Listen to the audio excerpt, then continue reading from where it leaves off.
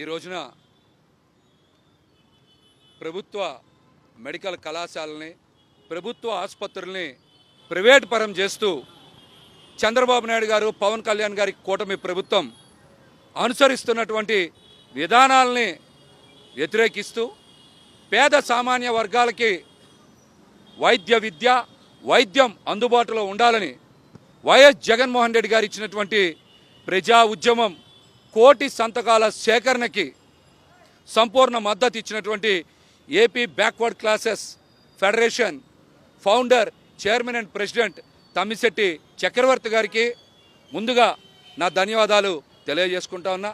మరి వారు మేము పిలవంగానే వచ్చి ఈ కార్యక్రమంలో పాల్గొని వారి మద్దతు తెలియజేసి పేద సామాన్య వర్గాలు పడేటువంటి ఇబ్బందిని చాలా స్పష్టంగా తెలియజేసినందుకు మరొకసారి వారికి ధన్యవాదాలు తెలియజేసుకుంటా.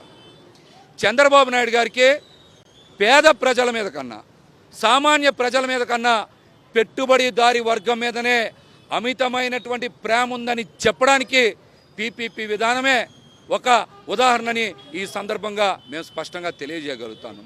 జగన్మోహన్ రెడ్డి గారు 100 సంవత్సరాల చరిత్రలో ఎవరు చెయ్యని విధంగా 17 మెడికల్ కాలేజీలను తీసుకొచ్చి సుమారు 2500 ఎంబీబీఎస్ సీట్లని అదనంగా రాష్ట్రానికి తీసుకొచ్చి ప్రతి జిల్లాకు ఒక మెడికల్ కాలేజీని ఆసుపత్రిని నిర్మాణం చేసే విధంగా గొప్ప చారిత్రాత్మకమైనటువంటి నిర్ణయం తీసుకొని ఇప్పటికే సుమారు 2500 కోట్ల రూపాయలకు పైగా నిధులు ఖర్చు పెట్టి కేంద్రం నుంచి అనుమతి తీసుకొచ్చినటువంటి గొప్ప వ్యక్తి వైఎస్ జగన్మోహన్ రెడ్డి గారి నిర్ణయాన్ని చంద్రబాబు పవన్ కళ్యాణ్ గారు వ్యతిరేకించడానికి కారణం ఏంటని సూటిగా ప్రశ్నిస్తూ ఉన్నాం. 5 కోట్ల మందికి మీరు 3000 కోట్ల రూపాయలు కేటాయించలేరా?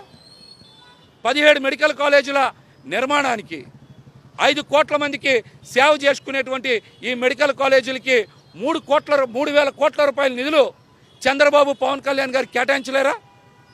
ఎందుకు మీరు ప్రభుత్వ ఆసుపత్రుల్ని ప్రభుత్వ వైద్య విద్యని నిర్వీర్యం చేస్తూ ఉన్నారు? అంటే పేద సామాన్య వర్గాలు ఇక నుంచి ఆసుపత్రికి వెళ్ళి కాన్పు కోసం వెళ్తే 25,000 కట్టాలా? కన్ను నొప్పనో కాలు నొప్పనో వెళ్తే సర్వీస్ ఛార్జెస్ కింద పీపీపీ విధానంలో 2,000 3,000 రూపాయలు చెల్లించుకోవాలా? ఇప్పటి వరకు ఉచితంగా ఇచ్చినటువంటి మందులు కొనుక్కోవడానికి 500 1000 రూపాయలు ఖర్చు పెట్టాలా? ఈ ప్రభుత్వం దేనికోసం ఉంది? పెట్టుబడిదారుల కోసం ఉందా? పేద ప్రజల కోసం ఉందా? సమాధానం చెప్పాలి. జగన్మోహన్ రెడ్డి గారు నిరంతరం పేద సామాన్య వర్గాలకి అండగా నిలబడడానికి వాళ్ళ కళలు సాకారం చేయడానికి ప్రభుత్వ మెడికల్ కాలేజీలు తీసుకొచ్చి సామాన్య మధ్యతరగతి ప్రజల కళ అయినటువంటి డాక్టర్ అవ్వాలనే కోరికని సాకారం చేస్తుంటే మీరు ఎందుకు నిర్వీర్యం చేస్తూ ఉన్నారు? పేద ప్రజలు డాక్టర్ కాకూడదా? పెట్టుబడిదారుల పిల్లలే డాక్టర్లు కావాలా? పేదవాళ్ళు నాణ్యమైన వైద్యం చేయించుకోకూడదా? డబ్బున్న వాళ్ళే నాణ్యమైన వైద్యం చేయించుకోవాలా?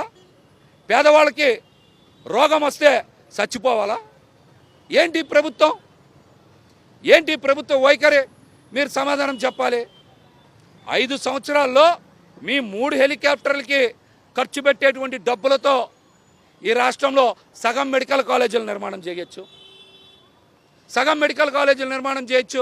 ఆ దిశగా మీరు ఎందుకు అడుగులేట్లా? మీ హెలికాప్టర్ల కోసమేమో 100,000 కోట్ల రూపాయలు ఖర్చు చేస్తారు. పేద సామాన్య వర్గాలకి ఆసుపత్రులు కట్టమన్నా వైద్యం చేయించమన్నా పేద విద్యార్థులు చదువుకోవడానికి మెడికల్ కళాశాలను నిర్మించాలన్నా మీ దగ్గర డబ్బులు ఉండవా? 1000 కోట్ల రూపాయల భూముల్ని 99 పైసలకే ఇస్తూ ఉన్నారు కదా మీరు. మరి ప్రభుత్వ ఆసుపత్రుల కోసం ప్రభుత్వ మెడికల్ కళాశాలల కోసం మీరు భూములు ఎందుకు అమ్మరు? ఎందుకు ఆ డబ్బులు కేటాయించరు? పెట్టుబడిదారులు ఉంటారో పోతారో ఎవరికి తెలుసు? వ్యాపారం చేస్తారో ఎవరికి తెలుసు? ఉపాధి కల్పిస్తారో లేదో ఎవరికి తెలుసు? కానీ ప్రభుత్వ ఆసుపత్రులు కడితే ఖచ్చితంగా పేద పిల్లలకి మెడికల్ సీట్లు వస్తాయి. పేదవారికి వైద్యం జరిగిద్ది, నాణ్యమైనటువంటి వైద్యం అందిద్ది. మీరు ఆ పని చేయకుండా జగన్మోహన్ రెడ్డి గారి నిర్ణయాల్ని కావాలనే తప్పు పట్టించి పీపీపీ మోడల్ ద్వారా వైట్ కాలర్ నేరస్తుల్ని పెట్టుబడిదారుల్ని రాబోయే రోజుల్లో రాజకీయ నాయకులుగా తయారు చేసి పేద సామాన్య వర్గాల మీద రుద్దడానికి ఈ స్కీమ్ పెట్టారు. ప్రజల కళ్ళు తెరుస్తారు. ఈ ప్రజా ఉద్యమం సునామీలాగా జగన్మోహన్ రెడ్డి గారి నాయకత్వంలో డిసెంబర్ నెలలో ఏ విధంగా జరిగిద్దో చూస్తారో.